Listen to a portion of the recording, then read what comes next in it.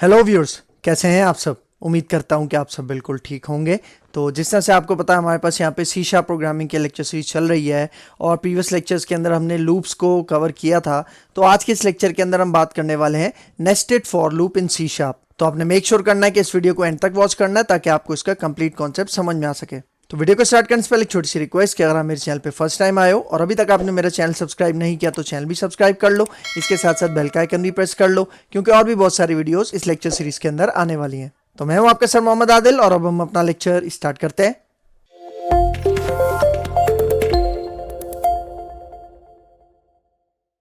अच्छा, अब हमारे पास टॉपिक है नेस्टेड फॉर लूप। ठीक है, सी शार्प के अंदर नेस्टेड फॉर लूप हम पढ़ेंगे।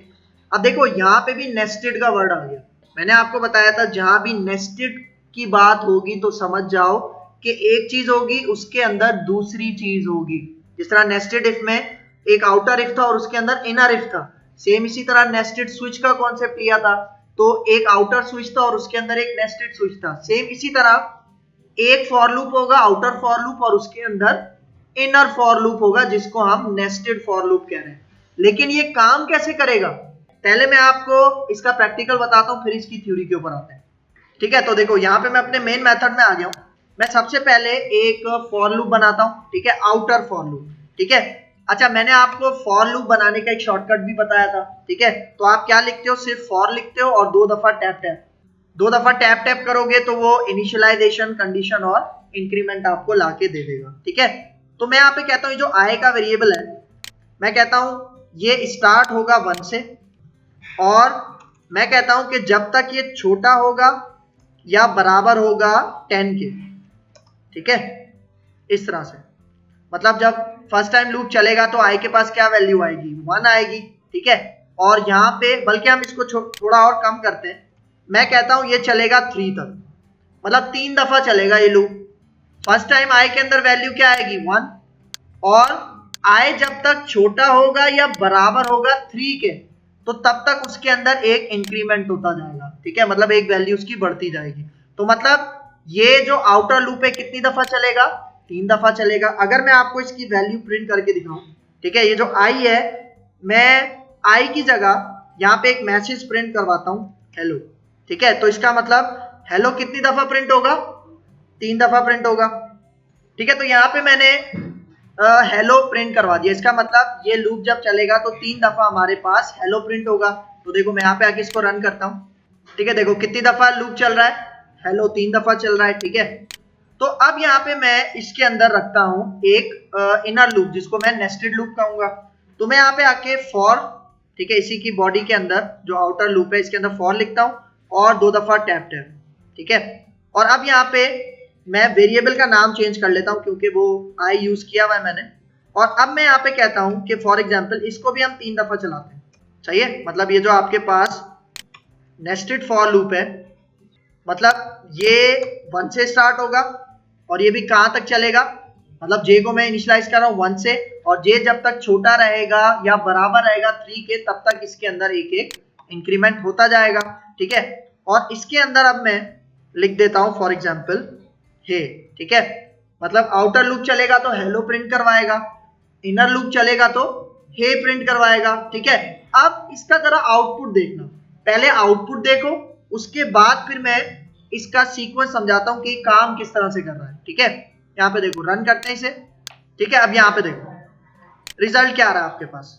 ठीक है, अब यहाँ पे देखो फर्स्ट टाइम आपका कौन सा लूप चला है, आउटर लूप चला है। ठीक है, उसने पहले कंडीशन चेक की है कि भाई आई छोटा होता है या बराबर होता है 3 के। आई में अभी क्या है, 1 है, और 1 छोटा है 3 से, इसका मतलब कंडीशन ट्रू है। तो जब आउटर लूप की कंडीशन ट्रू हुई, ठीक है, तो उसने इंक्रीमेंट भी किया और क्या प्रिंट करवा दिया, एक दफा हेलो। ठीक है, फिर जाहिर बात है जो आउटर फॉर लूप उसकी जब कंडीशन ट्रू होगी तब ही इनर फॉर लूप चलेगा, नेस्टेड फॉर लूप चलेगा। इसका मतलब जो इनर लूप है ना, जो नेस्टेड लूप है, नेस्टेड फॉर लूप, वो किसके ऊपर डिपेंडेंट है, आउटर फॉर लूप के ऊपर डिपेंडेंट है। मतलब आउटर फॉर लूप की कंडीशन ट्रू होगी तभी इनर फॉर लूप चलेगा। ठीक है, तो यहाँ पे देखो आउटर फॉर लूप की कंडीशन फर्स्ट टाइम ट्रू थी तो उसने क्या प्रिंट करवाया, हेलो। फिर यहाँ पे एक चीज नोटिस करो, ये जो नेस्टेड फॉर लूप है ना, ये 3 दफा चला है। सही है, मतलब देखो जब first time nested for loop चला तो जे के अंदर क्या था 1, तो इसने क्या चेक किया कि जे छोटा है या बराबर है 3 के, तो मतलब ये कंडीशन ट्रू हो रही है, तो उसने एक इंक्रीमेंट करवाया, फिर क्या प्रिंट करवा दिया, हे प्रिंट करवा दिया। लेकिन हे प्रिंट करवाने के बाद ये आउटर फॉर लूप पे नहीं गया, ये वापस इनर फॉर लूप पे ही रहा, क्योंकि देखो जे के अंदर पहले 1 था ना, एक इंक्रीमेंट होने के बाद जे में कितना हो गया, 2 हो गया, तो इसने इनर फॉर लूप की कंडीशन दोबारा चेक की, ठीक है। तो जे में अब 2 है, तो 2 लेस देन होता है 3 से, मतलब कंडीशन ट्रू है, तो तभी इसने दूसरी दफा क्या प्रिंट करवाया, हे प्रिंट करवाया। फिर एक इंक्रीमेंट हुआ जे में, तो इसका मतलब जे के अंदर अब कितनी वैल्यू हो गई, 3। तो अब कंडीशन क्या है कि 3 3 से छोटा है, नहीं 3 3 के बराबर है, लेकिन इज इक्वल टू भी तो लगा हुआ है ना, इसका मतलब ये भी कंडीशन ट्रू है, ठीक है। तो यहां पे इसने तीसरी दफा भी हे प्रिंट करवा दिया, ठीक है। तो 3 के अंदर जब इंक्रीमेंट हुआ अब कितना हो गया, 4। तो अब जब वो इनर कंडीशन को चेक करेगा तो ये क्या कह रहा है, 4 3 से छोटा होता है, नहीं 4 3 के बराबर होता है, नहीं। जैसे ही इनर फॉर लूप की कंडीशन फॉल्स हुई, ये दोबारा कहां पे चला गया, आउटर फॉर लूप पे चला गया। आउटर फॉर लूप पे फर्स्ट टाइम 1 था ना, इंक्रीमेंट होने के बाद कितना हो गया, 2।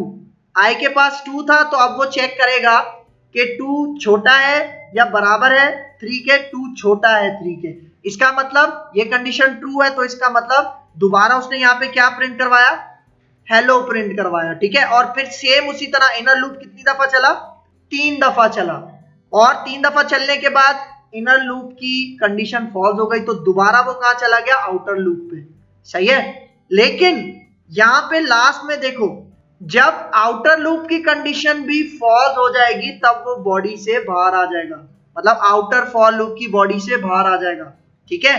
तो ये इसका पॉइंट है, मतलब नेस्टेड फॉर लूप क्या करता है कि जब तक उसकी नेस्टेड फॉर लूप की कंडीशन ट्रू रहेगी वो चलता रहेगा, जैसे ही नेस्टेड फॉर लूप की कंडीशन फॉल्स होगी वो कहां जाएगा, आउटर लूप पे जाएगा। लेकिन अगर आउटर लूप की कंडीशन भी फॉल्स हो गई तो वो कहां जाएगा, आउटर फॉर लूप की बॉडी से बाहर आ जाएगा, ठीक है। अगर मैं यहाँ पे आउटर फॉर लूप के बाद एक स्टेटमेंट लिखूं तो आप रिजल्ट देखना, ठीक है। मैं यहाँ पे CW टैप टैप करता हूं और इसके अंदर मैं लिख लेता हूं लूप टर्मिनेट्स, ठीक है।